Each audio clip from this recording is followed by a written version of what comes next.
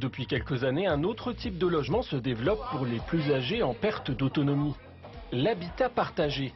Un grand appartement de 400 mètres carrés en centre-ville où 8 seniors ont chacun leur espace privatif adapté. 30 à 40 mètres carrés, des espaces de vie communs et une équipe d'auxiliaires de vie présente jour et nuit.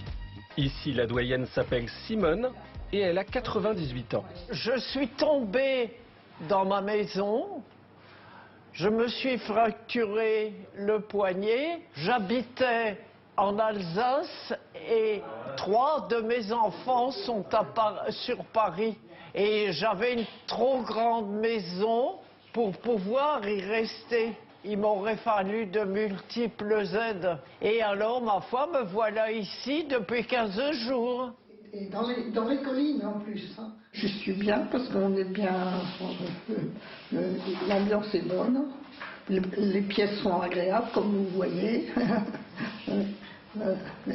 Et le personnel est très sympa. Une forme de co-living qui coûte entre 3 et 5 000 euros par mois. Le cofondateur a la volonté de maintenir les personnes âgées dépendantes dans la vie et dans la ville. Je crois qu'on répond aux besoins de personnes qui ne pouvaient plus rester chez elles, mais qui pour autant ne se voyaient pas aller en établissement. La grande différence qu'on met en avant, c'est le fait que les habitants ici sont libres d'aller et venir. On essaye de leur proposer un lieu de vie dans lequel ils vont continuer à être libres dans leur choix. Et pour nous, c'était extrêmement important de casser des process d'infantilisation qu'on peut connaître quand il s'agit d'adresser les personnes âgées, et, en l'occurrence fragilisées. On a des personnes qui sont de fait assez âgées, qui ont des habitudes de vie, et ce qui nous semble être un poison pour ces personnes-là, c'est de leur imposer un nouveau rythme alors qu'elles ont des habitudes. C'est ce qui permet de respecter aussi leur identité, et en respectant leur identité, on préserve leur dignité.